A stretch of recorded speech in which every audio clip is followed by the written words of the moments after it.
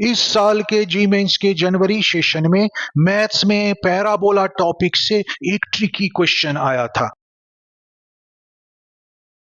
अब क्वेश्चन का मैं स्टेप बाय स्टेप सॉल्यूशन बताता हूं।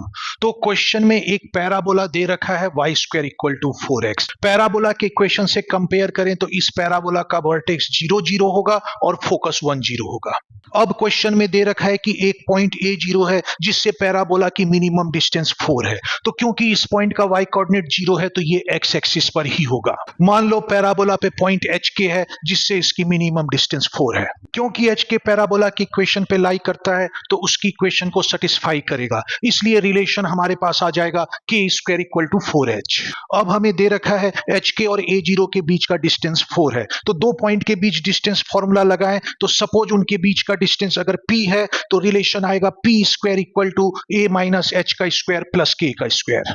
अब k स्क्वायर की जगह यहां से 4h पुट कर देता हूं और p स्क्वायर को एक नया वेरिएबल t एज्यूम कर लेता हूं। अब दे रखा है HK की डिस्टेंस A0 से मिनिमम है, तो मिनिमा की कंडीशन अगर लगा दें तो हम कह सकते हैं कि p स्क्वायर का differentiation with respect to h 0 होगा, मतलब t का differentiation with respect to h 0 होना चाहिए।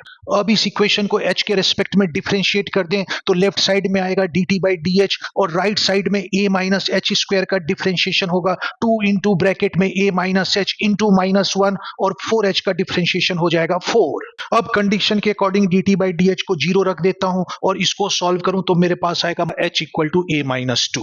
h की इस वैल्यू के लिए इन दोनों पॉइंट के बीच मिनिमम डिस्टेंस है जो कि 4 है, तो इन वैल्यूज को इस इक्वेशन में पुट कर देता हूं। तो p की जगह 4 रखा तो लेफ्ट हैंड साइड में 16 हो जाएगा और राइट हैंड साइड में h की जगह पर a माइनस 2 रख दिया। तो उसके बाद जब मैं सॉल्व करूंगा तो a की वैल्यू 5 आएगी, इसका मतलब ये गिवन पॉइंट का कोऑर्डिनेट 5 0 होगा। अब क्वेश्चन में दे रखा है कि एक सर्कल है जो पॉइंट a और f से पास होता है और उसका सेंटर भी x एक्सिस पे है। इसका मतलब हुआ a f और सर्कल का सेंटर c एक ही लाइन पे है, तो इसका मतलब हुआ f और a को ज्वाइन करने वाली लाइन सर्कल का डायामीटर होगा और c जो होगा वो इन दोनों का मिड पॉइंट होगा। तो c का कोऑर्डिनेट हम मिड पॉइंट फार्मूला से निकाल सकते हैं जो कि 3 0 आएगा। अब क्योंकि f ए डायामीटर भी है और वो x एक्सिस पे लाई करता है तो इनके x कोऑर्डिनेट का डिफरेंस डायामीटर की लेंथ होगी, मतलब उसका हाफ जो होगा वो रेडियस होगा। तो रेडियस 5 माइनस 1 बाई 2 मतलब 2 आएगा।